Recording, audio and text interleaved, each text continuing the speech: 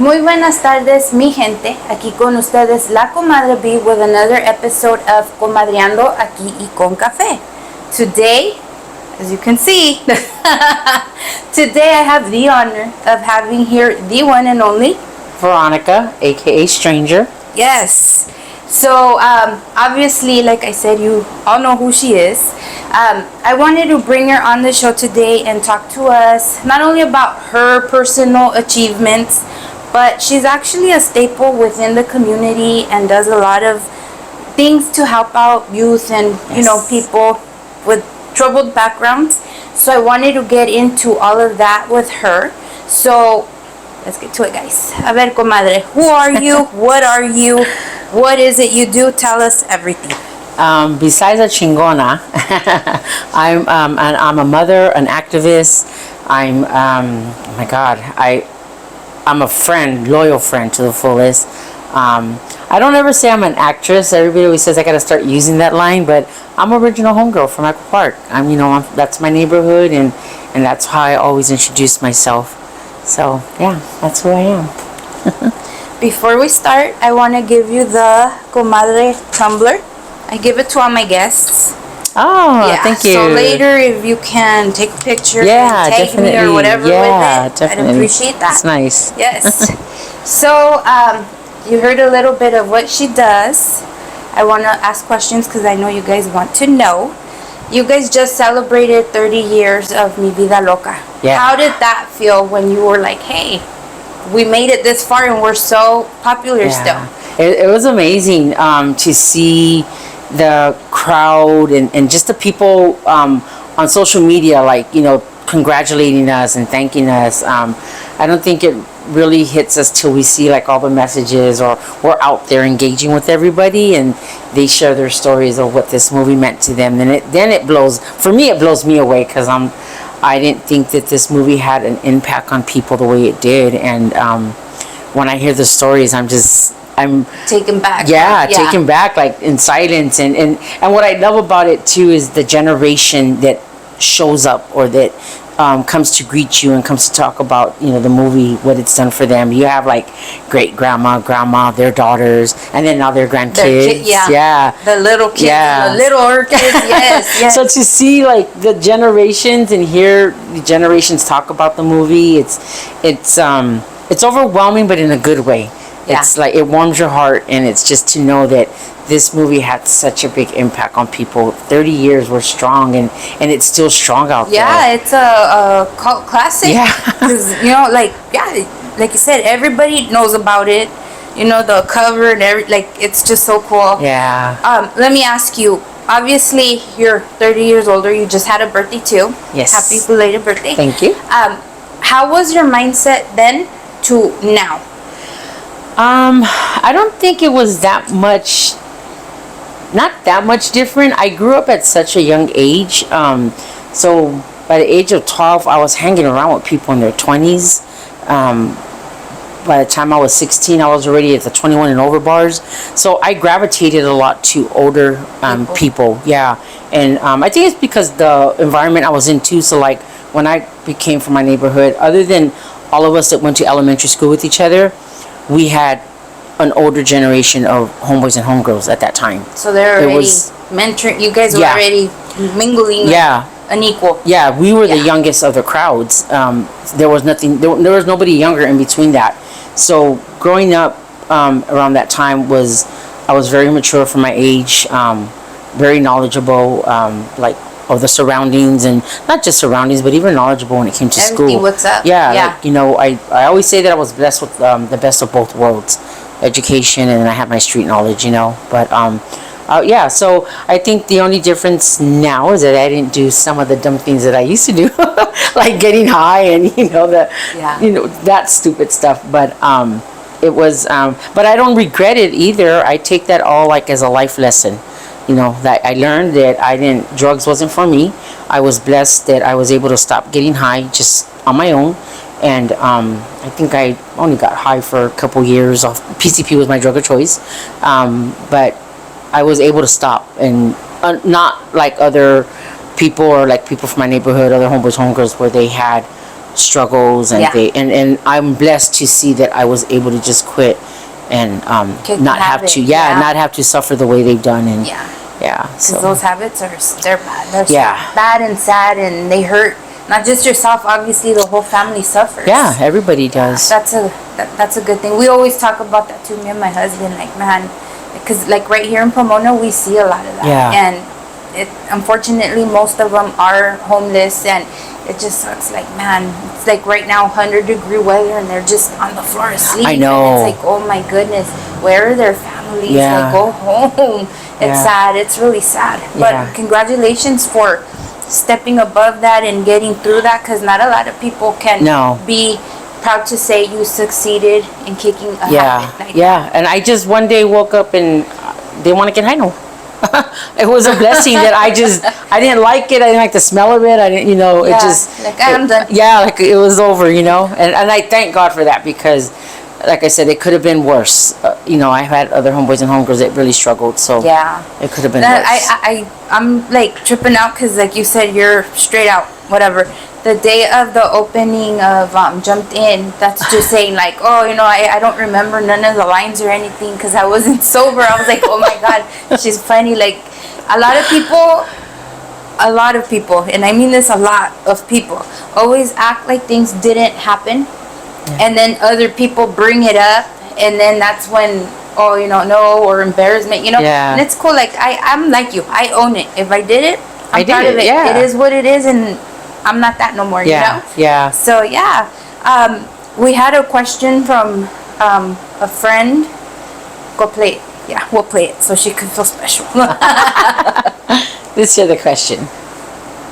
Ask him, comadre, was it difficult to shoot in Echo Park when some of the girls like Whisper, she was from Diamonds? Was it safe? Like everything was cool with Echo Park and them being there at the same time? Did they had any drama? So to answer that question, Nellie Whisper was from my neighborhood during filming. Okay. Yeah, she actually got shot by Diamond Street. Yeah, while filming. She got jumped out of my neighborhood several weeks after filming was over. And, to each his own. It's, that's what she chose. She chose. I don't ever badmouth her. That was her decision, and it is what it is, So, Blanca, to answer your question, there was no drama because she No was drama. with it. After, But we who did knows? have drama during the filming. Did you really? Yeah, during was it? filming it was in the 90s, Echo Park. I think gangs just in general during that Were time. hard, huh? Yeah, it was. There was everyday shooting, morning, night. I don't care what time it was. And it kind of not scared us for us, because to us it was normal, but it was more because we had people that weren't familiar with that lifestyle. The director was, because she lived in Echo Park, but it came to the point where like some of the filming was filmed at certain times just so that it wouldn't conflict, like running With into the somebody. streets. Yeah. And that sucks. This movie, the Mi Vida Loca, it made me cry. Uh-huh. And then Boys in the Hood, it's pretty much the same stuff, Yeah. only, and Yeah. just sitting there just crying. Oh man, it's like Yeah. heartbreaking. It's reality. It is. And I think a lot of people gravitate to the movie because it's, like, at first I know, well, after the filming was done and it was being shown and people were hearing about it, they thought it was another gang movie until you sat there and looked at it. The story. The storyline Yeah. was two girls that fell in love. It was a love story. Two homegirls, and shit that really happens. Two girls that fall in love with the same guy, and And the guy's a player. I don't just blame the girl, but the guy. Yeah, Yeah, no, it's common, yeah. And you're young, and a guy can manipulate you like fucking crazy, and that's how this story was, Well, the whole thing is too, because then the sister with the pen pal. Yeah. And then, oh man, like I was just like, why would they expose him? Like, oh, that scene just sucked. But whatever, it is what it is. So let me ask you, how did you get involved with that? Because you were there in the hood, or how? Yeah. They just asked you, hey, you want to come aboard? The director used to, because she lived in Echo Park, so she see us all the time and talk to us, when we hang out. She'd walk up and down the avenue. she had a conversation with several of us girls and got stories from us, and she was just intrigued with it, and one day told us that she wanted to do a movie about girls and gangs, and she pitched it to us. It was a love story, and she was singling out Nellie for her uniqueness, her voice, and that little blonde, petite little style that she had, and we're like, all right, well, let's see what happens, right? And here we didn't think nothing. Well, at least I didn't think nothing that serious. I was like, all right, another lady coming with us, because we used to get interviewed a lot. I used to go to school at the Centro del Pueblo, so it was for at-risk youth, and that was my continuation. And they would help us with work. We'd work every summer with them. They taught us life skills and stuff like that. So they would have people come and interview us. So we were already kind of used to that. Yeah. And when she came around and was talking to us, and it was like, all right, well, we'll see what's up. Okay, we'll do it. At first it was like, no, and then it's like, okay, well, you're gonna get paid. And you're like, all right, well, we'll think about it. Yeah. We'll get paid. I don't know, a couple months went down. I want to say maybe 6 months went down the line, and she showed up with the script, and we're like, oh, she was real. She was real. Oh, yeah. Yeah, and she, told us how she wanted, the script said it all, like how everything was going to be played out. And when it came to filming, it was like one big, how can I say, like one big party. Like it was just, we're interacting with all these cameras, and you were a kid. You were only 20, right? Or were you 20? When I was filming, I was yet? only 19, 16. 16? Yeah. It took that long to come out? 16, yeah. Well, we didn't start filming till 93. Okay. Yeah, 93 we started filming, late 92, 93, and then it came out in 94. Yeah. So, I remember that. yeah. So it was, because I had my son in 94, so the movie was just being released. But it was fun. I think it was one of my funnest summers that I've ever had. Just interacting with these actors and actresses, and I had no clue. Like at the time, I didn't know who Sad Girl was, or Mousy, Jesse Borrego. Yeah. I didn't know the movies. Did you share space with Machete? Here and there. When he, How is he was already, definitely a sweetheart. Even now, that's my deal. even now, he's definitely a sweetheart. Yeah. Did you ever see? Were you ever in contact with Salma Hayek tour? That's the only one. No, a lot of my homeboys were during that filming set from the movie, from the party scene. Yeah. They were. I was probably out somewhere higher with a boyfriend. I don't know. Yeah. But but it was cool to even have her in it. And to know that was her first starting role, and she congregated with real homeboys and homegirls, and there was a story that popped out about a guy that she used to pick up in a limo. He passed away, I think, 2 years ago or so. He was in the movie. Was he in the movie, or his there's car a was picture? in the movie? Oh yeah, Puppet, my older homeboy Puppet. My older homeboy Puppet. She had. There's a picture of her hugging him. Yes. Yeah. Was he the only one she'd pick up in a limo? I don't know about that story, but might have been true. I don't really, See, now I'm sad. She might have picked him up in the limo. Yeah. Yeah, but she did during the filming time, interact and stuff like that. Yeah, that's cool. I like Salma. She's where she's at. I used to get mad before, especially when social media came out with Instagram, because everybody was talking about the movie. Everybody that was either part of it or was an extra would talk about it, and I would never hear anybody talk. Well, Salma Hayek ever talk about it, right? You had Angel and Mousy, Baby Doll, all of them would talk about the movie, and never heard nothing about her. And I don't know how long ago, a couple years back, the director, I think she sent me a video of her talking about the movie, and that was her first starting role. And I was blown away, because I used to be like, I don't know about Salma Hayek. She doesn't acknowledge the movie. Good, huh? Yeah. Yeah, so when I seen that video, I was like, oh, okay, I respect her now. Thank you. She admitted it. She finally said that was her first role. Yeah. But so that was cool to know that. Would I like her to be part of more of the things? I would. It would be cool to have her come out if she would. Support. Yeah. Angel does it a lot. Sad Girl. She's taking a break and she's doing her own thing. But before, she was always out. Her and Mousy, we would, do meet and greets together. We travel. I wish it would have been one big party where we all got together. Yeah. That would be really, really neat in a lot of levels. A reunion kind of deal.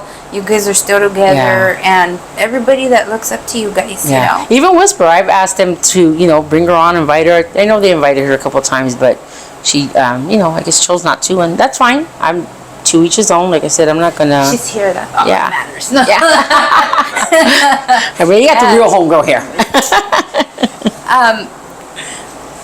The movie for your family, do they watch it over and over, or they're over it, or does it even mean anything? They're over it. They're done. They're over it. Yeah. They don't. Yesterday I was just playing Jumped In for my son. It's another movie that I did. Yeah. And he was like, "Oh, okay, that's cool." I was like, "Where's the excitement?" Yes. I think the only one that's excited is my little nephew Christopher. I have a movie with the real Mr. Homicide called A Higher Power, and I put my little nephew in there, and he brags about every day to my mom when she comes down. It's big stuff. He tells my mom, Gloria, are you gonna see my movie? Look, let me show you on YouTube. And he pulls his little tablet and shows, and he's like, I don't know why he have Vero. He's only 5. Oh, well, yeah, that's it. I have a 5-year-old, so yeah, everything to them's magic and wow. Yeah. Yeah. So he's all excited because his movie. The Jumped In, like she said, it just released yesterday, huh? It just released on Prime. You can rent it for like $20 or so. Yeah. Check it out. That's another story in itself. Yes. It's a short film, but it's a good short film. Again, it narrows down on the whole gang life, and I'm not going to talk too much because I will give it away. Yeah. But watch it. Yes, rent it. Support. She does tattoos in the movie. I really don't do tattoos, but yeah. When they asked you at the premiere, I was like, oh, darn. You look so good, like you knew what's up. So yeah, she's an actress. She got it down. Okay, going back to that premiere and everything, you were mentioning the stuff you do for the community and everything else. First of all, what made you want to get involved? How far back have you been doing that? And then tell us what you do. Okay, so my degree is in accounting, and I was an accountant for about 12 years. And and in 2014, 15, I had a homeboy that was really lost on drugs, and decided to go on a shooting spree and try to kill my brother and 2 of my homeboys. And he succeeded killing 2, injuring my nephew. And it was, I think throughout all the years that I've been from the neighborhood and I've seen trauma and I've witnessed stuff, I think that was like the worst.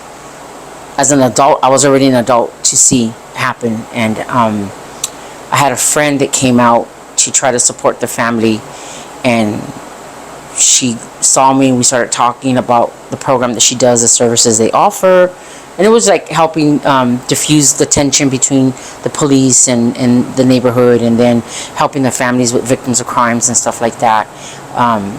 And she asked if I could help her get a meeting with the family so that they could offer services and support. So, I told her I'll see what I can do. Right now it just happened, it's fresh, let me talk to the family. And her and I started talking, and she had asked me if to apply for a job, and I says, what do you do? It's called Gang Intervention Services. And I said, well, I'm not fully finished in my degree, psychology, nothing. What do you need? She goes, girl, your background. She's like, your background qualifies you. And I did. I got hired, and had I known it was a city-funded program, I'm pretty sure that every city has it, and it's funded by the mayor's office. The district attorneys are involved and stuff like that. I probably would have kind of stepped back and maybe not done it, but I'm glad that I did put my foot in there. The knowledge that I had, and not just the knowledge from being from a gang, but because I was friends with multiple neighborhoods, even my enemy neighborhoods. I have best friends that are from my enemy neighborhood. So it is. Yeah. You're born and raised together. Together, yeah. A block separates you. So that got my foot in the door with a lot of neighborhoods and working with kids that were at risk. And I put my all into it because it was, I had that when I was growing up with the center that I was at, and if I could give back something that I didn't have the money to give, right, or to help these families and kids, but I had the knowledge, I had the resources, and I was like, okay, I'm going to give my all into it. And I did. And the company that I used to work for before, they were called Aztecs Rising. They were in Lincoln Park. The director there was, I don't know, I want to say like male chauvinistic, right? And he didn't, I always say he didn't like that I just went in and I picked up so quick and I brought all these neighborhoods and kids together in a peaceful manner, and they were complying with services. And I always say he kind of got jealous. Yeah, he's a hater. Yeah, so there was reasons where he would find to like try to fuck with me. And finally it was I was picking up one of my youth in Echo Park, and I'm waiting for his mom to drop him off. And of course, all the guys are hanging out there, right? And it's my job. I have my badge, everything, and I'm just waiting. Police come, and they put everybody their hands, and I'm letting them know that I'm here with Aztecs Rising, and I'm picking up kids. I'm just waiting for him. Like, you guys, can you unhandcuff him? He has to go. He has a job interview right now that I'm taking him to. But because the police from my neighborhood, which is Northeast, didn't like that they had somebody servicing the area and somebody that knew the gangs from that area, it was a big bother for them. And they would do anything and everything to try to mess with me, to try to get me in trouble. Till they finally did. I got laid off, and I was like, all right, fine, fuck you. I didn't need this program. I went and I joined other programs, and I did wraparound services. But I still helped the kids, even though I wasn't working with that program. I was just referring them out to other places, or even taking the time myself and just doing it myself and taking them to wherever they needed to go.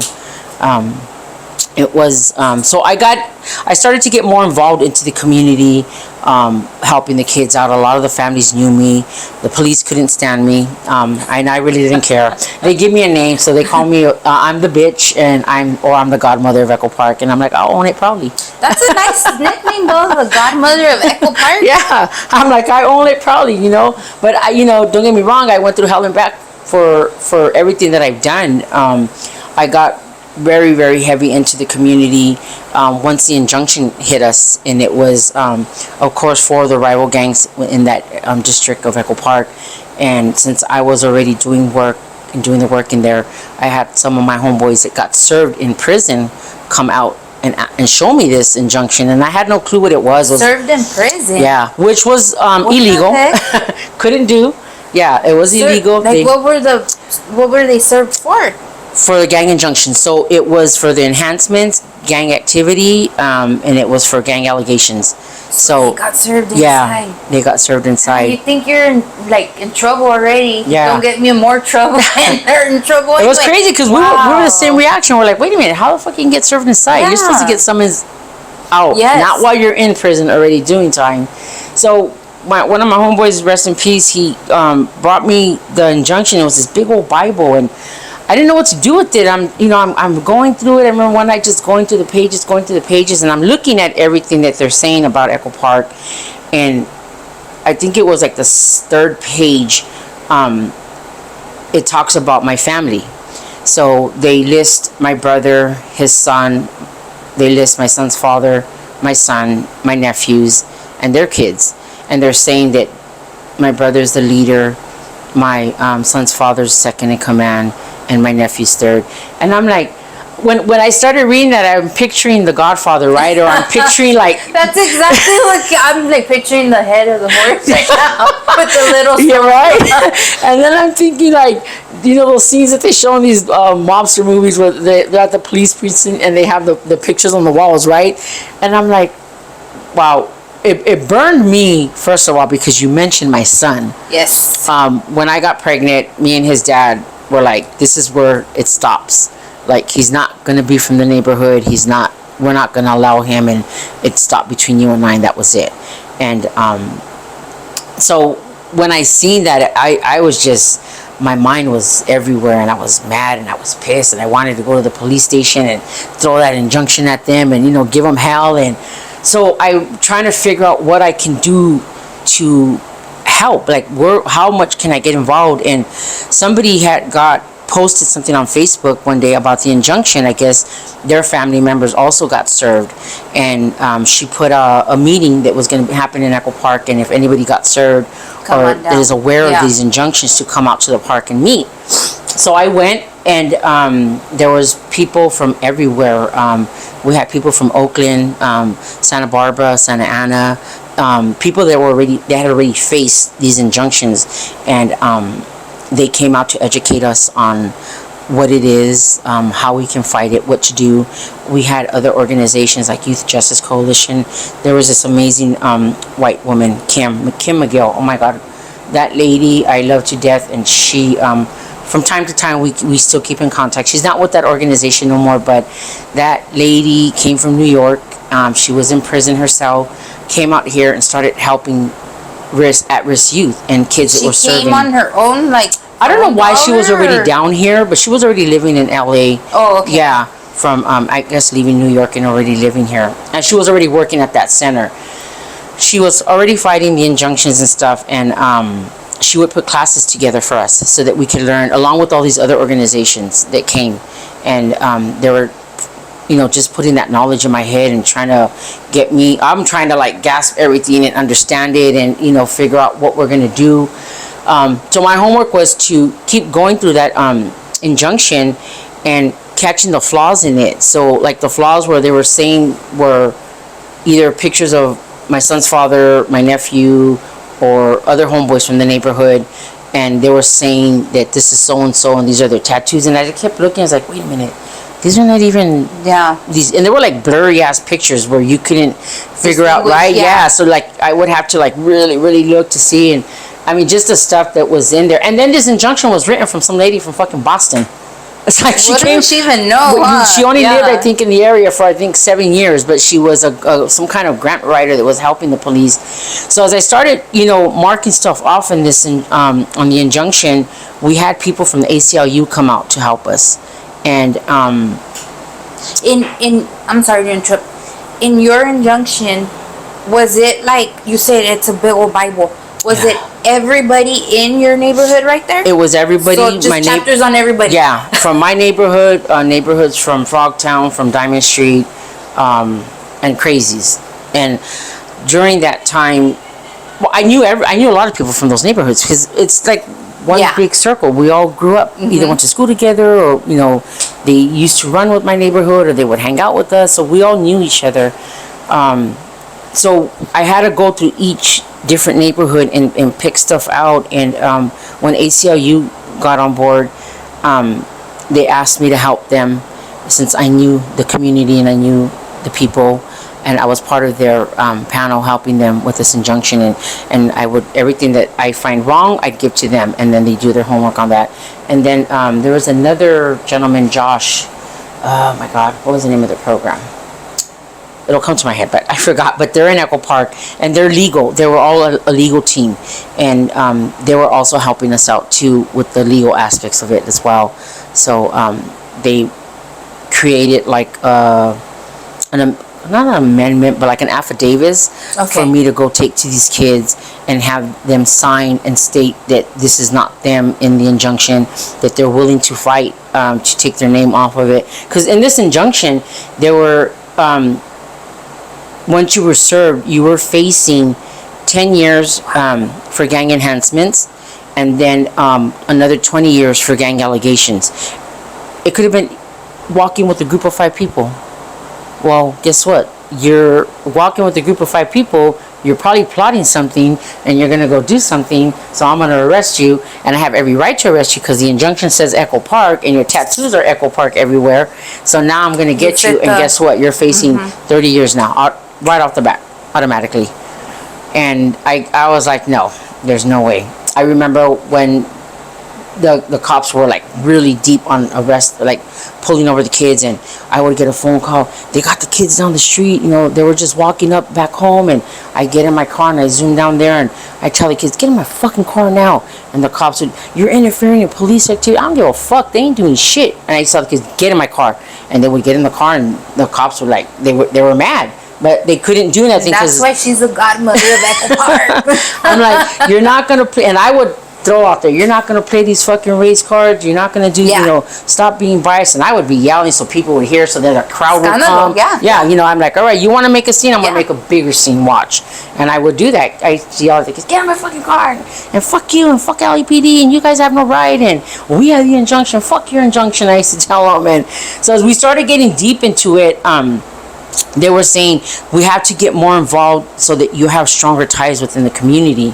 So during that time, the neighborhood council was doing their voting and their registration. So if anybody wanted to be part of their neighborhood council, that was an opportunity to sign up.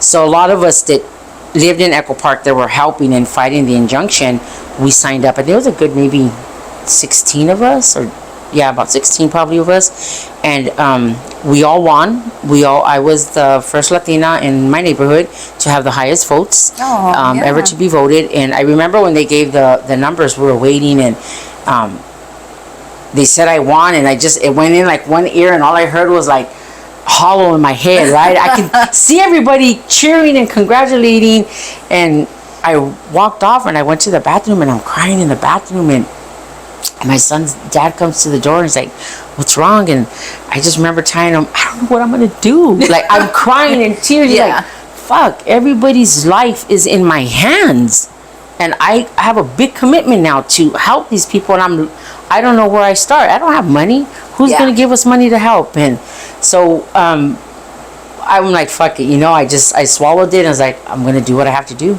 But with the help from ACLU and that gentleman Josh and Kim, everybody that just got involved, they really put their foot forward and acknowledged me, and I was their gang expert on the stand, and that really pissed off Northeast Police Station.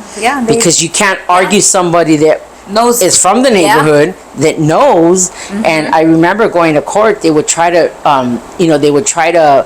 make me look bad, and try to get me washed up on the stand. And I would just say, I just remember the lawyers telling me, let them say whatever they're going to say about you. Don't give them a reaction. And it's hard because I'm behind the seat right in court, and the judge is right next to me, and I'm like going like this to my fist, and like motherfuckers under my breath, and and they would bring up pictures from the movie, like there's pictures, I'm throwing up the neighborhood or whatever, and I laugh because they never once that they mentioned where they got those pictures from, right? They would just say, well, isn't that you on the screen? Yes. Aren't you throwing up Echo Park? And I'm like, yes. Can you show us how you throw up Echo Park? And I'm on the stand going like this, or going like this, and they're like thinking that I was going to deny it, right? So finally the judge stops them and says, what is her being from a gang got to do with what you're trying to present? She is no different from a girl that's joined a sorority in college. He's like, there's nothing illegal or anything that says in our books that you can't be from a gang. Once I just said that, I'm like, I'm Echo Park, and what, and yes. And I'm like, you heard what he said, and I was like, I always gave me green light, because I wouldn't post anything about me being from the neighborhood for a while, only just to cover, myself, because I didn't know what they were going to throw. But once that judge did that, I'm like, Echo Park, and what? Can't say nothing about it no more, But it was a long haul. I've been beaten up by Northeast Police Station. My family's been harassed. My brother and other 8 of my homeboys went to jail for a crime they didn't commit, but because that injunction was so strong and holding a lot of value at that time, it was. Is it off? No. It was. It was scary. Yeah. My brother and the other 8 of my homeboys that were sitting in prison for something they didn't do. And the one that did it, he died, and that was his repercussions for what he went and do. But because they had that injunction and my family listed as them being the leaders, it affected them. How long did this trial thing go on for? Man, I think 15. I think in 2020 is when we finally won our case, and it took my nephew to stand up and put himself out there to help fight the injunction in LA, and it worked. It was a lot of hard sweat, tears,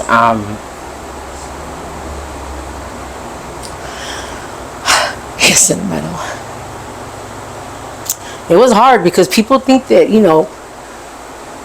don't know what people's people that just came from nowhere that were trying to take my community away. Yeah. Trying to take our lifestyle away. Trying to take what we known and what we, what we established there, right? I have them handy because I'm a crybaby. No, it just, they're tears of joy, they're tears of happiness, but it's just to know that people in power can fucking change your life in an instant, and those are over the ones a lie, that do. over a lie, and that you got this whole court system that's so easy and quick to believe, and just the fight that we had to do in court to prove that they were wrong, and to prove that these nine defendants that you had sitting in prison facing double life sentence.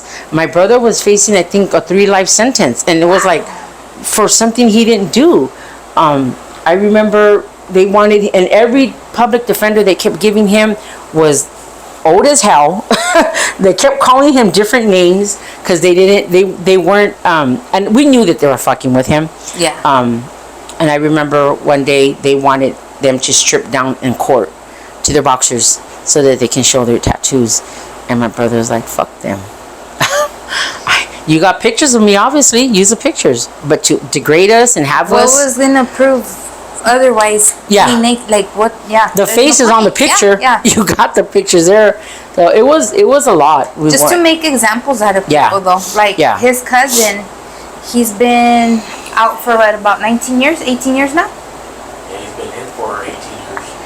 For 18. Yeah, same thing. He supposedly he was involved with a shooting.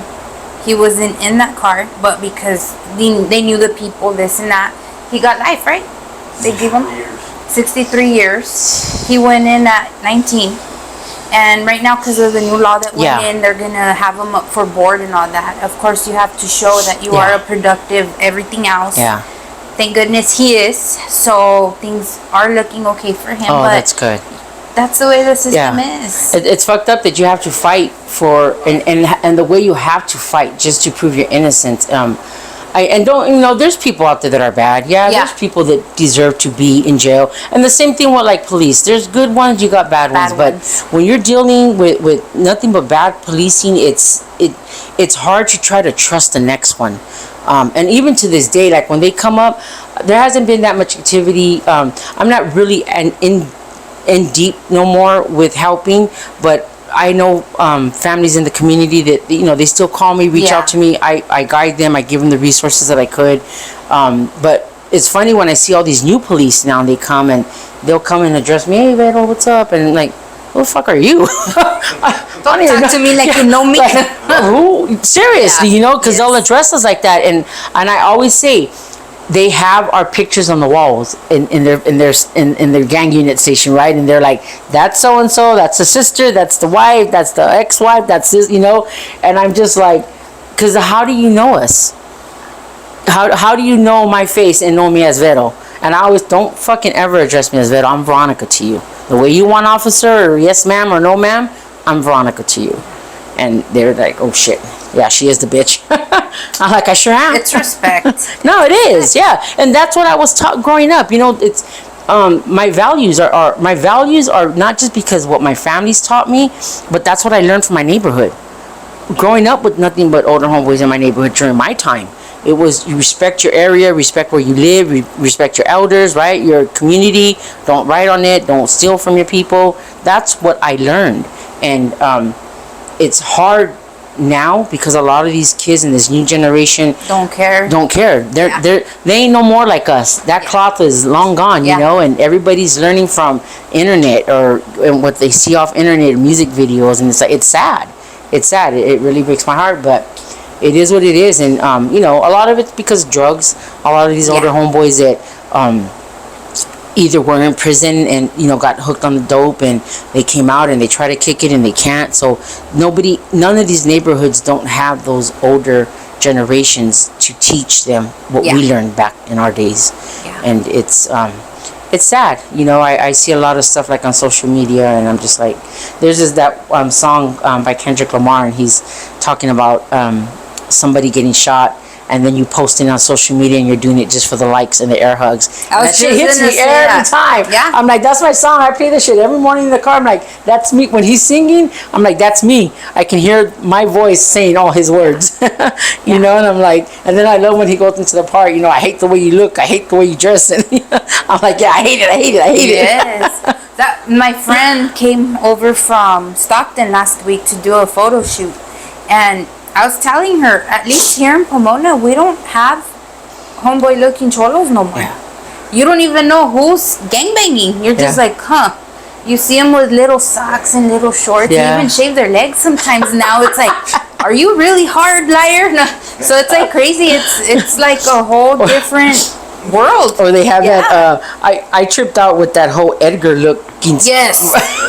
Oh my! I hate that damn haircut. A couple years back, we were in, it was my nephew's, that passed away anniversary, and we like to do things that he loved to do. And going to eat at that chicken restaurant by Knott's Berry Farm, I don't know what the name of it is. Oh, Mrs. Whatever her name Yeah, is, Knots or something. something is like it? that. Yeah. So we all went there, and it's like 20 of us, and we're sitting. We finally get seated, and we're sitting down, and we're wondering why the waiters are taking forever to come to us, right? And we're like, what's going on? We see people like walking out really fast from from Knott's Berry Farm, and then you start to see people running, and mothers pushing their strollers, and then everybody's going frantic, and the doors, they end up shutting the doors You of the don't want to restaurant. get up too and go. So we're like, no, we're sitting there like, wait, where's the waiters? We want to eat. Yeah. We're fucking starving. And they were saying that there was an active shooter.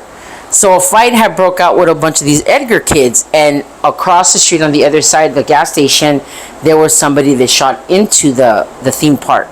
And but they weren't in the theme park. But How long ago was this? Like 2 years ago? Probably 3 years about ago? 2 or 3 years ago. That's when the whole the curfews and stuff came into effect. Yes. So when we seen it on the news and we seen the kids that were arrested, Like what? I'm like, fucking. I was just blown away. And then when they started going through social media and they started calling them Edgars, I'm like, oh my god. I don't know where that name came from. I'm assuming one of the kids was named Edgar. I don't know, but I was like, these are gangsters. This is what you. But then too, talking about the gangsters, none of them like to fight no more. No. Nobody will fight. I've heard it with my own ears. I will not They're fight scared. anybody. I will fucking shoot Yeah, them. they're It's like, scared. what? Yeah. Scared. Why? Just fight. Get Yeah. a beating. Who cares? Because they're not raised the way. How did we learn, right? We learned from watching our older homeboys fight, or we, would jump in and fight too. They were, coming to gang up on us and stuff. I remember that, even going to school.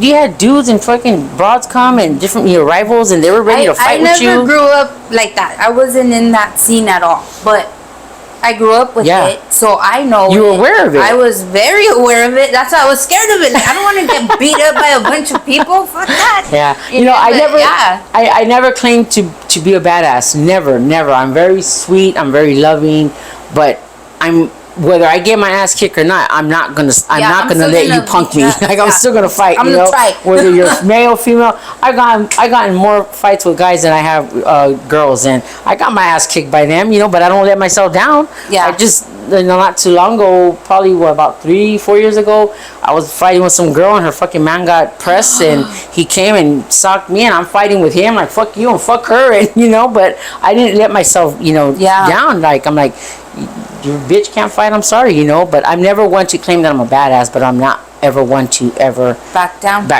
And I always tell kids that when I talk to them, or if I see kids that I try to mentor, like, it's cool you have beef with somebody, but make sure it's real shit. Like if it's something super petty, Get over it. Yeah. Yeah. If it's, and then girls too, if it's because of a guy you like him, she girls like more them, than anything. well then maybe you guys shouldn't be liking the same guy, and just if you want to save the friendship, then save the friendship and fuck the guy, and Cross the street and find another boy over there. yeah, maybe they'll look all over again. Yeah, but yeah, so that's what I did in my neighborhood, in my community, and I've been off work for a while. Like I said, I don't do the intervention no more, but I help a lot of the families still in the community. I'm still in my neighborhood. I still live there. But I work with the homeless population, with people that come out of prison, get them housed, and try to get them housed and get their document support ready and stuff like that. and then also the homeless population. But I learned a lot from these homeless people. I gotta say they really humbled me and taught me to like value life and appreciate it. Where I used to work, it was right on Skid Road, and you would know who the main homeless, I would not dealer, but like the one that ran the street because he had the biggest tent, right, with the little bathroom on the side and the hand wash there. And, I became friends with him. Every morning he would save me a parking space.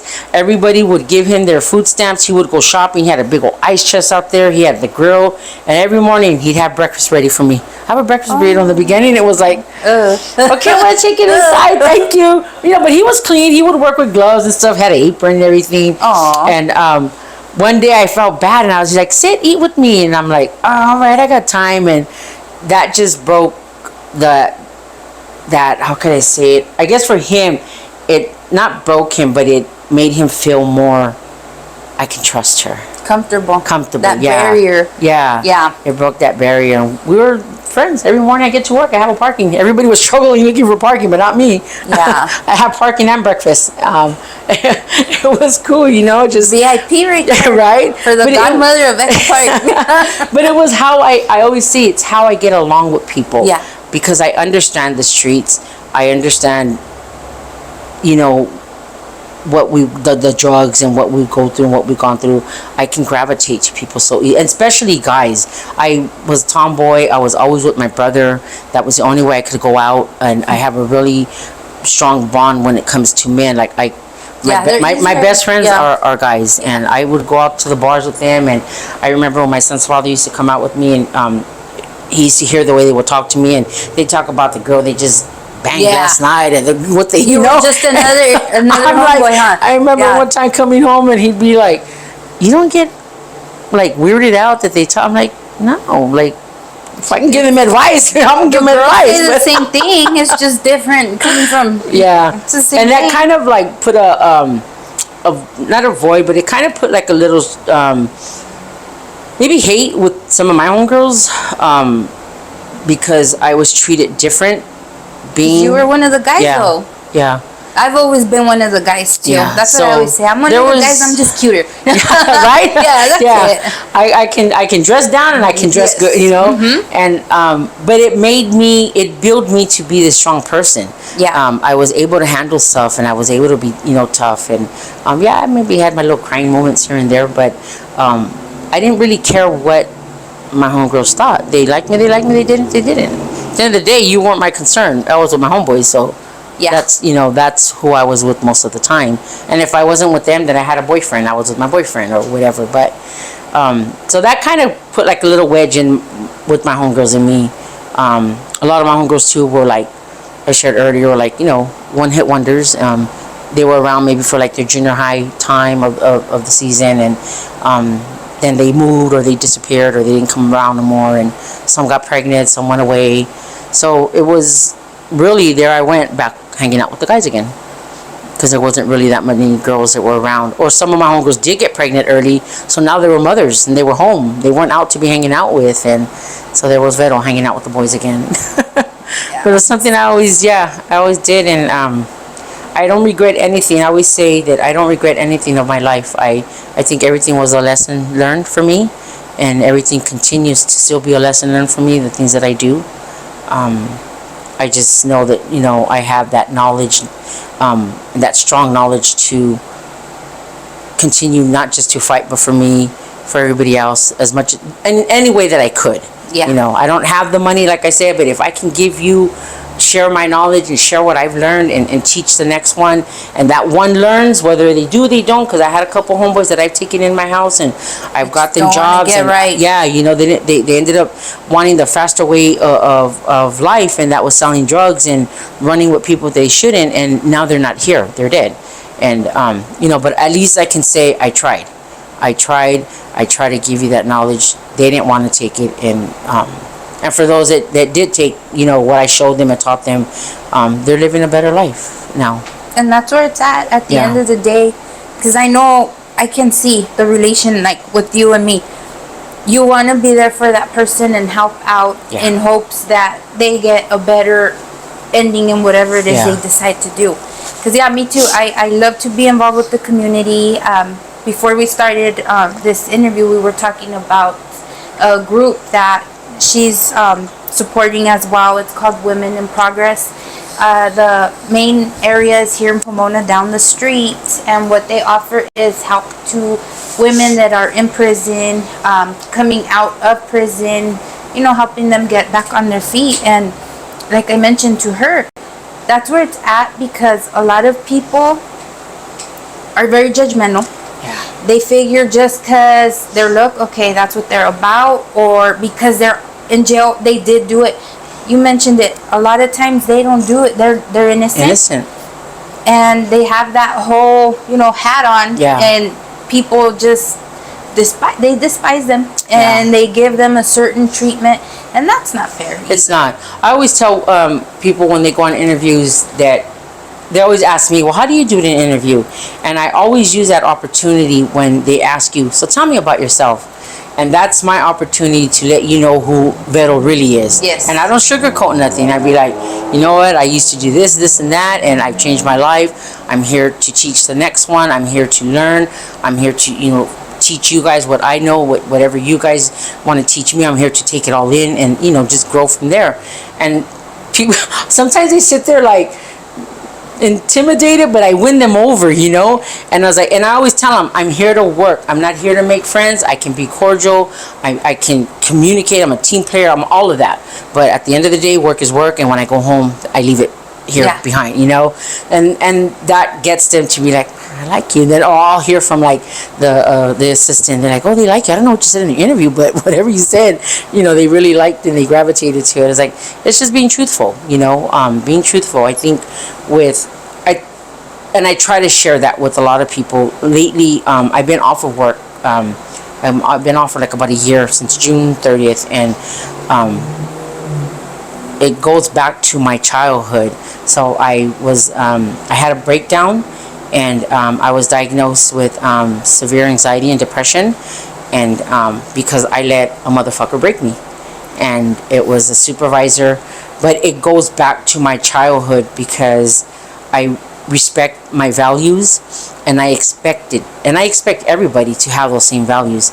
It wasn't till I got diagnosed and I ended up in treatment. I've been in PHP program for about the whole year. I'll be finishing up in a couple of weeks, but it's taught me so much, because I would never thought that my upbringing would it impact your future? Impact my future. And it's not the killings or the deaths, nothing like that, right? Else. The ass beatings, none of that. It was because somebody didn't respect my values of being respectful, you know, communicating, being, you know, loyal, honest, like all that I value. It was it triggered me. And I remember in my meeting that I had with the supervisor, I did a Zoom meeting because I didn't want to face him. That's how much anger I had. He was just fucking with me, and when we had this meeting, I was like, well, we can do it via Zoom. And I remember him asking me why, and I said, because if I see you in person, I don't trust what my actions are going to be. And left it like that. As we're doing the meeting, he's going off still and being very condescending and belittling me, talking to me like I'm a 5-year-old. And that's how I felt. I felt like I'm like this, being scolded, you know. And I stopped him. I says, I'm going to excuse myself from this meeting. And he's like, why? I says, because I'm not feeling good. I said, I don't like the way this conversation is going. And if I stay here, I want to get this laptop and sock you upside the fucking head with it. So I'm excusing myself, and I'm going home for the day.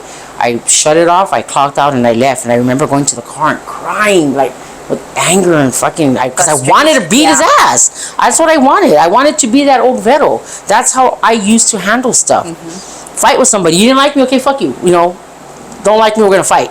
But I couldn't do that this was my job, and I'm already in my 40s, right? So I'm thinking, if I do this, I'm gonna go to jail. I'm gonna lose my job. What about my son? You know, I had and I thank God that I had that pause for the moment. I don't know where it comes from. I mean, I'm from the grace of God, but I had that pause to not do what I did. But I could not control my anger. My heart was like pumping. I was hyperventilating, and I called my son's father, and I'm like, something's wrong. I can't get my heart to like calm down. And he's like, go straight to the emergency. I'll meet you there. And yeah, I stood there for several hours, and then they brought in a psychiatrist. And when I seen the psychiatrist, I'm like, already thinking like, wait a minute, you know, what, are you gonna fucking tie me up? What's gonna happen? You know, they put me into a room where there's nothing. They Were you looking for the white jacket? No. yeah, they took my purse away, everything, my belongings, and my son's father shows up, and they tell him, "Are you gonna stay here with her?" And he's like, "Yeah." He's like, "Okay, well, we just gotta lock stuff up just for her safety," and I'm, freaking out. And so when the psychiatrist comes and he's like, "Hi, Veronica, how you doing?" And the first thing that came out of my mouth was like, "Am I crazy?" That's the first words I said. "Am I fucking crazy?" He's like, "No, why would you say that?" I'm like, "Then what's going on with me?" I'm like, "What's going on with me?" And they started doing tests and more tests, and that's when they diagnosed me. And as I started going deeper into my therapy and seeing my psychiatrist, that's what they came up with. It was. But that was your first episode, ever. And then they caught all that. First ever. Well, yeah, I was going before, like, as I go back through my medical records, I was going through it, and I was already going like in April. I didn't leave till June. June is when it really hit the fan. But as I was going back to my medical records, I was seeing all the medical, the doctor's emergencies that I went to, right? And it was like literally back to back. If I wasn't at emergency, I was at urgent care. So it was already happening in May. I just never caught on to it until I broke in June, when it finally just hit me. And so that's how they were able to diagnose me. Well, at least you're getting help. Yeah. Even though you didn't know you needed it. Nope. But obviously it must be helping you, right? It helps. This is my third PHP program. It's a very intense program.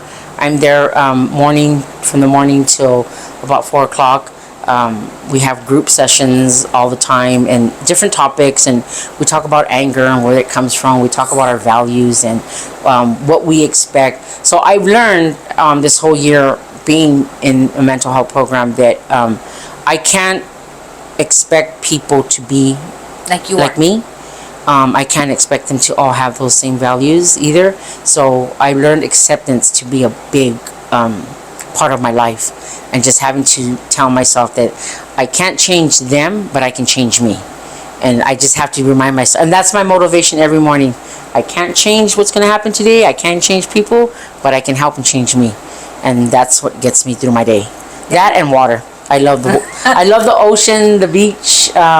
He's taking me to the beach the very first time, and I remember I had bought this spray that this tarot card girl, that we were at a show, and she had this cleansing spray, and I just remember going and crying and just letting out this big cry at the water, and that was such a relief for me of letting go. And so I do like a lot of cold water therapy in the shower, and when I'm feeling anxiety, or I'm feeling like I'm having a bad, I'll go throw myself in the cold shower and just sit there and just let it hit me. Or do you ever write? I do. I just started journaling. Does it helps? help? Yeah, because I get to say fuck you and I hate you and I wish you were dead, and I just close a book. And then you forget one, right? And then go, big one. I draw little pictures of a gun and a bullet or a bomb.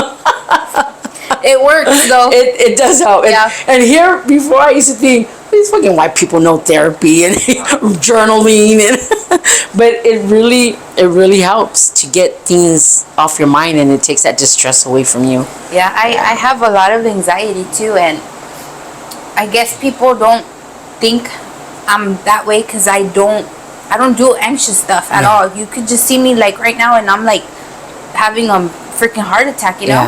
And when my doctor told me, write.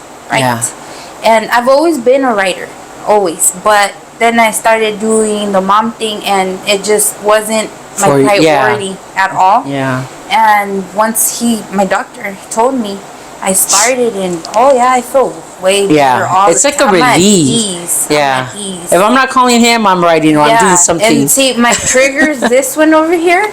So he's my trigger and my shoulder to cry on all at the same time. So it's hard, but I get my relief through writing, and I just go off on the next thing you know, I'm like 7 pages deep, and I'm like, okay, I have to like get back to reality and go cook or whatever, you know. That or coloring. Coloring those, I buy those mandalas, and it just the smaller the fine print is, the more concentration you're on, and I'm just like this with my glasses, or sometimes I'll find, and people are, it's funny because people at groups see me with them, and they bring me all kinds of different color books, and they're like, oh, I saw this and I thought of you. Aww. And so it really distracts me. I'm very grateful for where I'm at in life and everything that I've been through, and everything that I've gone through, and to be here in 2024 and to live the life that I lived and the environment that I was in, and knowing that I'm able to give back to people in any which way that I can. That's why, like, when Women's in Progress contacted me, I'm like, I don't know what to donate. I didn't have have much, right? And because I've been off work, I'm depending on my disability, so like I didn't have much money to give either. But I had my lipstick kits that were moving really slow, and I was like, you know what? I'm gonna gift them this, and I went and I bought little boxes and I personalized each box. She does like little pop-up sales and has a shop. Yes. Tell them about that. Yeah, They're probably like, what the heck is this lady talking about? So for you guys that don't know, I have a shop on Etsy, Mi Vida Loca brand. You could also follow me on Instagram at Vero Echo Park, and it'll link you to my store. And everything from my brand, it caters back to the 90s, from the movie, the style of clothing that we used to wear, makeup, jewelry, and I have some new stuff that I incorporated and I've added in there. So I had a makeup line, and I do it every so often. I'll do a makeup line, I'll do a palette, I'll do a lipstick set, but I had these lipstick sets that were just sitting there and they were moving slow, so I was like, I'm gonna gift them. And I gift them with a set of earrings that are from my brand, bandana scrunchies. I put lashes, and the lipsticks. I was like, all right, that's something to give them a little gift, a little head start, right? and The goodie kits. a little goodie kit, and on the box I put my logo and a little heart on there, and I just signed it off with a little words of encouragement, telling them that no matter what barriers they hit in life, to not give up, and to always remember that they're a chingona. And so I really want to be there, especially but I can't. coming out of, like, you did prison already. Don't be sad. Like, you lived through that. You got this. But you know, a lot of it too is because they don't they're still stuck in their environment, right? Or a lot of them that do come out don't have that family to go to. They don't, and it's not it is family's fault. It's not, but I understand why the family gives up. They're tired. They're tired of the lies, the hurt, the not trusting them, and their words. I always say somebody's word is the biggest thing you could ever. If you ever lie to me, then fuck you forever. But that's what I take your word to the fullest. You tell me something, I'm gonna hold you to that. Yes. But it's so it's hard. It's hard, and I can't imagine, not just the women, but also the guys too, and then women that had kids. They're fighting to get their kids back, and they're struggling, and I can't. Because I had friends like that, and never did I experience. I was blessed that I was able to still be with my son's father and raise my son till he was 30, and now he's a grown man, and I did my part as a mom and a wife, and now it's my time. Now I'm living for me and doing what I have to do, and I want women to know that you can do it, no matter what age you're at, no matter what barriers you hit. You're gonna get 20, 30, slam doors in your face, but there's going to be that one person. And that's how I felt when I was doing gang intervention. I remember my son's father used to get mad at me because I would help out a lot of the kids, and he's like, why do you bother? They're just going to, fuck you over, or they're just going to turn their backs on you or whatever. It's like, as long as I help one, that's all that matters. I can have 20, 100 lined up, and if that one took it, that's all that matters to me, that, I helped. And it makes me feel, it makes me feel humble, complete in a way. And it's never to do, I never see it as to do God's duty, or because God's gonna take me, when I die, or no, I know I have, exactly, and I know that there's things that I, growing up, sinned and everything, but I ask God every day to forgive me, and and as long as, and I don't go to church, I don't do none of that, but I do my own little praying as I'm driving to groups, and I always ask God just to forgive me for my sins, and continue to look out for me, and that's where it's at. As long as you have your relationship with God or your religion, whatever you might be, that's all you really need. How many people live at church and they're the worst. what's the point of that? You know? Yeah, no, exactly. And I always try to tell them, like, take advantage of whatever programs they can. I know a lot of things were taken away from a lot of people that were incarcerated. Even in there, I don't even know what programs are still even going on in there. But I try to tell them, go to the Department of Rehabilitation. Let them sign you up for schooling. Let them go to a homeless shelter. Get signed up. Stay there till you get housed. I know it's awful. The areas are not nice to be in, but if you can have a bed for the night or for the month or however long they're going to keep you, survive. Take advantage of what's out there, because they have these sky rise that I think is 60 something. No, probably more. I don't know, but it's in downtown LA. It was a sky rise. It was renovated, and now it's for the homeless. So people that were signed up for housing are going to be there, but they're going to have on-site therapists, case managers. But it's a luxury. I'm like, I want to be homeless, man. It's a luxury home. You got a one-bedroom with the you have the workout room, the swimming pool. I'm like, fuck, man. Can I go work over there? They were trying to do that with the general hospital, right? Yeah. Whatever happened? Because of it being historic. Oh, yeah. Okay. So they put it to a stop. Even some in the art district in downtown LA, all those buildings that were like off the freeway by the county jail. What is it? The 110 thing? Yeah, I think so. Yeah, they were trying to utilize all those buildings. Well, it was going to be for the homeless, but then when gentrification came in, you had investors offering bigger money. So these investors bought and they built them to be like lofts. The bottom are all like cafes and art galleries and whatever. So now they rent them out as lofts or one bedrooms. But it was that whole district was supposed to be for the homeless. And it Greedy was people. Yeah, right, money. Same thing, it happened in my neighborhood. Families That's what I was sold gonna ask out. you. How is your neighborhood now? Because I know White. it ain't hood no more. It's white. It got a mixture. You got you got Asians, you got blacks, you got white. You still got families there that have lived there for a long time. You got Mexican families, but it's not strong no more. A lot of the mom and pop shops are gone. That's sad. Yeah, I think there's only my tailor, CNI Clothing. They're the only ones. Them and the Holloway Cleaners are the only Latino families that been since I was a child that are still there. That's sad. And it's funny because I go in there and I take my clothes to my tailor and I always tell him, what do these white people buy in your store? Because it's packed. He sells nothing but Dickies or Pendleton shirts like that, and I'm like, what are they buying here? He's like, Dickies. I'm like, even the girls? And they're in there buying stacks, Dickies or their t-shirts. And I'm like, okay, I don't know if they do it to fit in or what it is, but he sells out on his Dickies. I was like, all right, I guess these white people are, keeping you in keeping you in business as long as you can stay here. Yeah. So it's a trip, it's changed.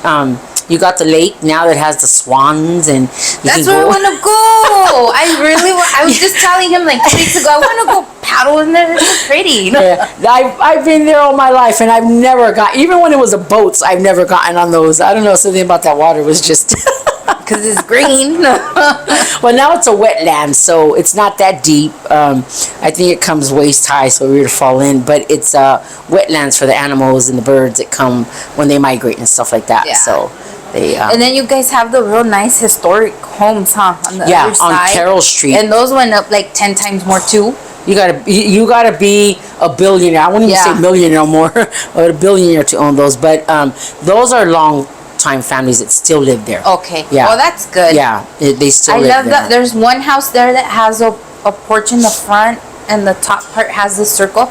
Do you know which one? Yeah. Oh my god, I love it. Have you ever been there on Halloween? No. Oh, is it good? Yeah. Yeah. Yeah. So if you guys are ever in Echo Park or want a good spot to go to, it's called Carroll Street, and you can Carroll Google them Street. on Instagram on the. I think that's where the house is at. Yeah, right? on Carroll Street. Yes. And it's 2 blocks of Victorian houses, and they go all out. That's how this specific neighborhood right here. Was it? Right here. We get about 2,000 trick-or-treaters Oh, every wow. year. What, is there Victorian houses here? Or? Yes. Oh, okay. This used to be, believe it or not, the prestige area of Pomona. Yeah, a lot of historical homes all right here. We're divided by, what is it? We got the districts. So this is Lincoln Heights District. On that side you got Winton, and then you got, what else? There's like 3 of them here, and they're all historic. But yeah, right here the houses are... Alvarado Heights. Yeah, big Okay. time. But right here, this actual spot right here where the Starbucks, I don't know if you passed Yeah, it. I seen it. Yeah. People park at the market at Stater Yeah. Brothers, and the city actually closes the streets. Oh wow. So it's a big old parade. Yeah. Yeah, that's what they do down there. They close down the 3 blocks, and the news is out there, and the kids are just. I mean, it's a big thing. It gets really, really packed, and That's the way it Yeah. is here. When COVID hit, I was so devastated. Oh, 'cause they We've didn't been get here to- in this area for many years. We moved away to Upland because, shocking, we couldn't afford Pomona. But we came back. I told them we need to go back. Like Yeah. my heart is here. yeah, So now we come right here the Halloween, and the candy is not the best. I'll tell you guys, it's not the best, but it's the effort that Yeah, the that they entire give. community here yeah, will get together and just so that's where the kids love it. Yeah, It's definitely. like wow, and you make lines to Yeah. get candy up to what, like 5 minutes, and some on the other side where the actual park is. That house every year does a fun house, so Oh, they have a cool. line waiting on the sidewalk too, and it's just amazing. You know, Yeah. I love the fact that here it's so neighboring and so community. Yeah. And the kids just love it. They're like already looking forward to it's almost Halloween. Yeah. So it's like, who's more happy, me or you? I think that's what I miss in my neighborhood. Since it's been gentrified, you have these developers that bought houses, and how the city allowed these developers to knock down those family homes that been there forever, and they build these. I call them shoe boxes because that's what they Yeah, look like, a all fucking stupid. shoe box. Yeah, with their wooden fence. Yes. And it's like The American dream. yeah, right? A white picket fence. So, no, it's brown fence. Painted, guys. Yeah, but it's they're just ugly, and I don't see it. I miss seeing Like, that. just fix the old one. Yeah, And I miss seeing the houses being decorated and the Christmas lights, and people just, I don't know, it kind of it reminds me of New York. It reminds me of that one part in Home Alone from where Kevin goes to his uncle's house in New York, and it's all those shotgun apartments. They're like they're houses, but that's how the houses are. That's how I see Echo Park now, with the houses built like that. They're condos or whatever they want to call them, but they're literally like side to side, side to side. And I was like, how do you? I want to look out my window. I want to look to my left, to my right. I want air to come and in. have a yard too. Yeah. A lot of these are just from No, their yards are corner. rooftop now. That's Yeah. what they're making. They're making their yard. See, and then that's a whole other can Yeah. of worms. But think about it, kids don't go outside no more either. It's a No. dying freaking He sent me a art post for the other getting day. outside. Yeah, he sent me a post, and it was like, "What is kids don't do these now these days?" And it's riding their bikes, going to the pizza place with their families, the drive-ins, water balloon fights, the swimming pools, the parks, playing baseball on the street, and it took me back, and I'm like, man, I remember those days. I wish it was. Yeah, right here in Pomona, we had the Tiki Drive-In. 2 years ago.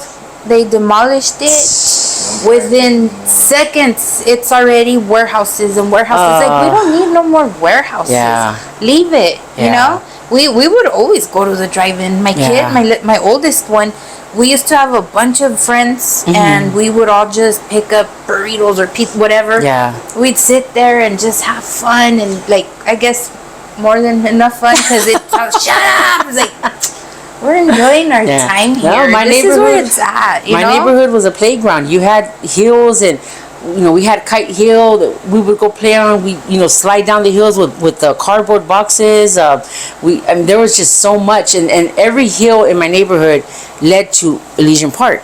So it was and it was, no matter which way you went, you were in Elysian Park. And it was, there's so much history there.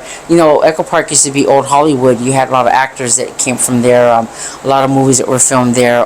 Even like the Little Rascals were all filmed in the hills of Echo Park. And Charlie Chaplin's, you have his mansion that's still there off of Glendale. And there's just a lot of history there. So I remember just walking the streets, being a kid and playing on the streets and the playground, and jumping the fence to the school and playing in the school when the school was out. And my brother and the youngsters, they still do that. Was cool to see a couple of weeks they were all having water balloon fights and running in the streets, or they were driving in their cars going up and down throwing water balloons. And my little nephew, when I got there, Tia Vero, we jumped to school and we were playing water balloons in there, and the homies came and they got me with the water balloon on the leg, and I went down. And so to hear that excitement from my nephew, it brought back like good memories and just like that joy in my heart, like my neighborhood's still doing things that we used to do when we were kids, teaching them, have fun. Yeah, okay, you're from the neighborhood, but be a kid still, Especially my little homeboys that are there, the youngsters, right? But it's the parents too. Yeah. How many don't just give a tablet and babysit? Yeah.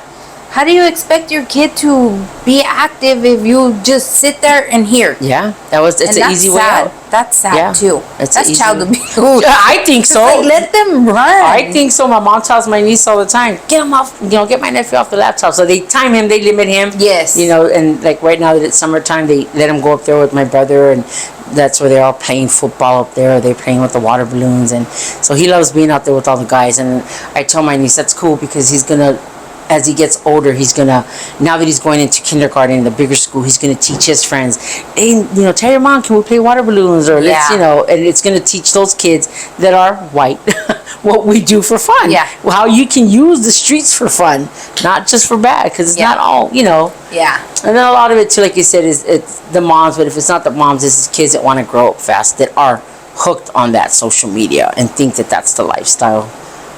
And that's sad. Because again, the parents need to stop. Like I tell my kids, stop being a bored ass and find something to do. Man, I swear, the older one, she's on the phone. My sister gave it to her. I'm not big on it, but like he says, you can't keep them under a rock. Okay. Yeah. But the moment I take it from her, she's just on me. And then just real annoying and jittery. It's like, oh my God, go read something, draw something. But they die without it. I know. Today's youth is so different. Let me ask you a quick, I know it's way off. Elysian Park. Have you ever seen any ghosts there? No, but it is known, right? Everybody says, that's why I asked. It is known. But I mean, stuff does happen. I'm not gonna get you wrong, and things are just like, wait a minute, how did that happen? But there's stories. I know if you do your history, you'll hear stories of people that have witnessed. Because we also in Elysian Park, there's a strip of hospital. It's called Barlow Hospital, and it's like one of the oldest hospitals, convalescent homes, and it's like aftercare for those that are dying and right. Yeah. So it's been there forever, and they're little. They look like little apartments, but they're actually little like hospital rooms, and you had a lot of people die there. A lot of people. They always say what La Llorona, she roams streets there. The story I heard from Elysian Park, I don't know if you've heard it, about the two soldiers that took a girl over there and they like raped her and beheaded her. So that's true. Okay. So if you guys, Echo Park back in the day was what's that serial killer? Richard Ramirez. So that was, and not just Richard Ramirez. There's actually a Netflix story on it. Oh, what was the other? The Night Stalker was Richard Ramirez, but there was another one prior to them. Echo Park was the killing field, so that's where all the bodies were being dumped in Echo Park because of the hills. There are so many ins and outs of it, and but if you type up on YouTube Echo Park killings or like serial killers, hillside strangler. There you go. Yeah, I was locked up with that guy. Yeah. So you were locked up with them? Oh my God. Yeah. Literally would go walk with him to get the lunch cart with him. Would you go like this? I was like, man, I can't believe. 2 feet away. Say 2 feet away. I'm like, I can't believe I'm actually. And you wouldn't even think. Yeah. He was so bright and so smart. It was his cousin that turned him in. Yeah, but yeah, there was a lot of women that were. That's the true crime. It all fascinates me. Yeah, that's what I do. I can watch the first 48 Dateline. Yes. Oh my God, I love Paul Lozon. Oh my God, I'll sit there for hours. Gotta get up early. Especially on a Sunday, if I'm just at home and I'm lounging, I'm watching Dateline 48 hour, and I just sit there and My head wanders like, if I already killed somebody, I know how to get away with it. Bald my head. Let me What's his chop name? off my. Colorado? The viejito. I can't think of his name. It's like my. Do you know who that one is? He's from Colorado, an old detective too. No. I cannot think of him. He's so good though. He has a whole series on there, and I was so freaking hooked on it. Like all freaking day, Yeah. I went through a whole freaking season in like what played on the day. And he's like, "What the hell are you watching?" Because Joe Kent. How can I forget? It's Joe Kent that checked those out. And he was a detective in Colorado. He's obviously retired, but all the cases that he solved, they're all on there, and it's close to like 400. So he was really good. Wow. And that was his line, my. And this was like, what the hell are you watching? I'm like, hold on, I'm busy right now. Give me like 3 minutes. It's almost over. But yeah, it's fascinating. You know, there's so much history that goes on. Every case is its own Different, and it's just a trip. And like, I'm a big time ghost believer too, so that's why I asked about Elysian Park, because of that story. Yeah. Oh no, I believe in seen her. I believe in ghosts and too stuff like that. When my nephew passed away, there was so much stuff that would happen with my sister-in-law. Like, she would literally put something down and go do what she was doing. She'd come back, it'd be moved or missing, or he was still something there. would fall. And my nephew was a jokester, and he used to love to fuck with his mom. So every time something would happen, she'd be like, "Okay, Ruben, I get it," you know. And then and then it stopped. And for a while, it was like, you know, she was like, "No, maybe it's just my head, you know, maybe I'm just, you know, because he passed away, maybe she was just thinking that would happen." And one time I was coming out of a check cashing store right there in Apple Park, and when I went to go out the door, a lady was grabbing the door back so it wouldn't close, and we touched hands, and I'm getting ready to go into my car, and she comes running out. Excuse me. She's like, can I talk to you for a minute? She's like, I don't want to freak you out. I don't want to, you know, scare you. She's like, but I'm a medium. And she's like, that little touch of your hand, just like, you have a really strong aura with you. She's like, and I just felt that I had to come tell you. She goes, okay. And she's like, okay. She's like, all I see is like this bouncing ball. And my nephew was chubby, and he was like that, very antsy, couldn't stay seated. And she's like, all I see is this bouncing ball and a Dodger hat. And when she said that, I didn't want to give a reaction because I didn't want her to know, like, okay, she and then caught like, something. I'll give you a reading for $180. So then she goes, I have a message, please. She goes, you guys recently just let fireworks out, right, and balloons. And she's like, your nephew, your cousin. She's like, I'm not sure what the male figure is, but he wants you to please tell his mom that he's okay and he's happy. And when she mentioned the Dodger hat, it was like, and then the bouncing ball, I'm like, that's my little chubby nephew. But I was like, I just remember taking a deep breath and I'm crying, right? And she's like, I'm sorry, I didn't mean to. I go, no. I'm like, it's okay. And it broke me though, because when he died, he legally became his wife's property now. So that restraining order that my sister-in-law had, it broke once he passed. And we didn't go to the funeral. We didn't. But my sister-in-law was there when he passed at the hospital, so she was able to have his final blessings with the priest and everything. And but just, how old was he? 30. I don't know, maybe 34. Yeah, probably about 34. Young. Yeah, it was young. And so when she said that, she's like, I want to finish your reading, and all I heard was he's happy and he's fine. And that's all that mattered. And that's all that mattered to me. Yeah. And she gave me her card, and she's like, I want to finish your reading. She's like, you have such strong aura with you, and he's around you guys all the time. And I called my sister-in-law, and I says, are you home? And she's like, yeah. I go, I'm going to be up there. And I go up there, and I told her, I gave her the card, and I told her how it happened. And, you know, she cried. And I told her, I go, for me, that was just validation. Yeah.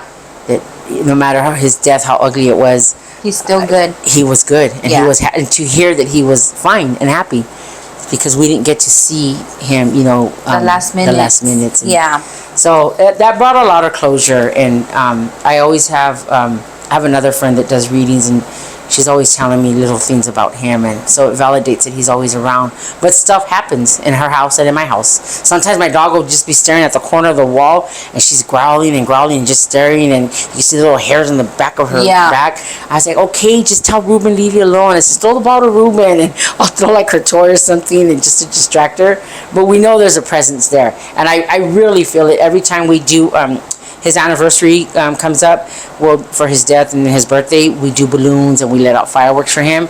There's an orb always when I videotape around my sister-in-law. So there he and is. It's always around my sister-in-law. And it happens with him too. When I'm on the phone with him on FaceTime, He can see him. You always have the orb.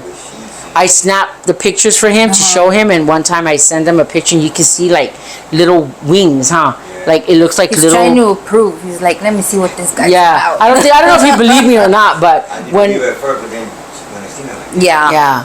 but it's when we do it with my sister-in-law, it's just the orb is going like this in circles with my sister-in-law all around her, and I always show her after. I'm like, he's always with you no matter. Yeah. And that's what the lady told me when she was reading me. She's like, he's always with you guys.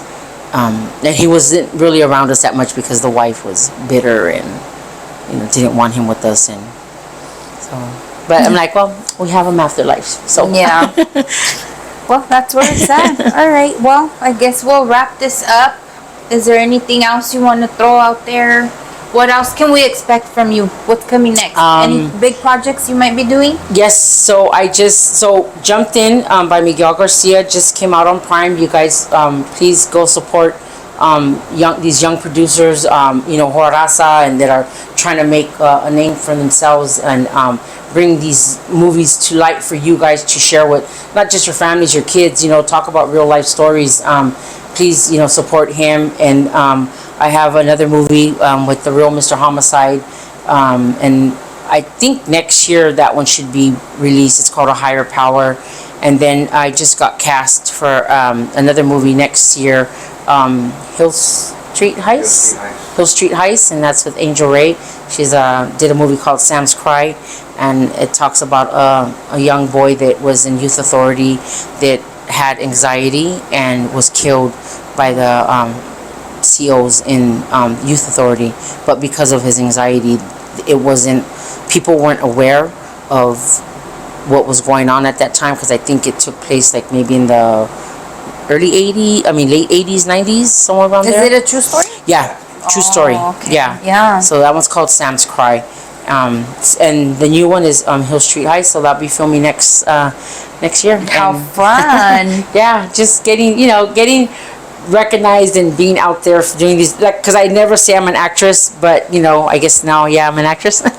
My friend Blanca G said, please give her an autograph. Oh yeah, definitely. See, I'm telling you, yes, comadre. I will. Yeah, so I got that, and then I just got new clothing to my line, new designs that I got coming out. Tomorrow we'll be in the city of Montclair doing a fashion show.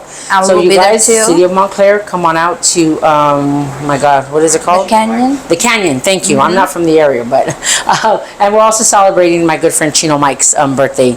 So we'll be there, and I'm showcasing not just my clothing, but I got other vendors that are entrepreneurs and they have their clothing line, and I want them to show off their clothing to the people. Did you get that together? No, Chino Mike did, and I'm helping him. The fashion part's mine. Oh, cool. Yeah, fashion part's mine. So that was something that I wanted. I want to give everybody an opportunity to show off their clothing. Let's show people what you're doing and what you got, and we're not, we're letting you in. Shine now. Yeah, shine. This is your opportunity. So I got that going on, and I don't know. I'm still trying to figure out what I'm gonna do next year, the rest of this year. I do know that Lowrider magazine, Lost with Lowrider, has been a really, and Servant, oh my God, them two have been really good to me.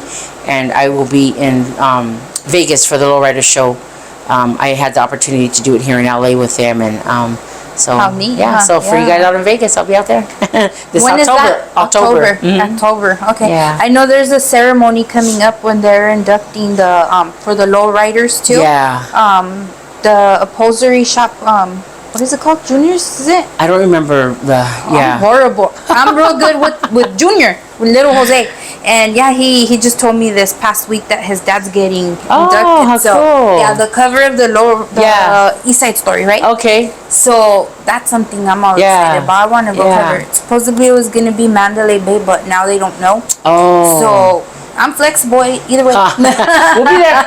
Yes, We'll be the and then we have that Lowrider Diaries coming out. I became like good friends with Tony Lucero, so Okay. I'm like trying to help him out with whatever I can, my resources.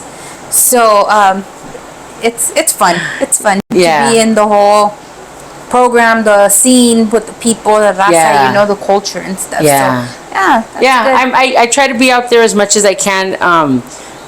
I try to focus mainly on big shows, but I do give back, and I'll do little shows or shows that my friends are putting on together, and I'm out there. This weekend I was out there with in Alvera Street with Bad Ways, and they had a big show on Alvera Street, and it was a last minute thing, but he got me in, and we were able to be there, and it was hot. My God, it was hot. Oh, yes, it's been but it was a horrible right now. it was a cool experience that I've never did. I rarely do shows in LA. I like to focus more out of state, and that is one of my goals, though, to continue to do out of state shows. So, if there's any promoters that want us to go out there, message me on my Instagram at Vero Echo Park, and we can negotiate something. Or message me, and then I'll Or- message yes. her, and then I'll come with her. There you go. She's gonna be my sidekick with me. She's gonna make sure my makeup is nice. Yeah. Okay. Well then, yeah. Thank you so Thank much you, for thank you. your time and talking. Right.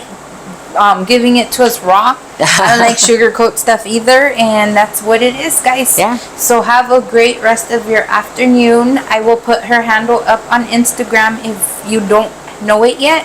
And this was her, Miss Veronica from Echo Park, aka the Stranger. godmother of Echo Park.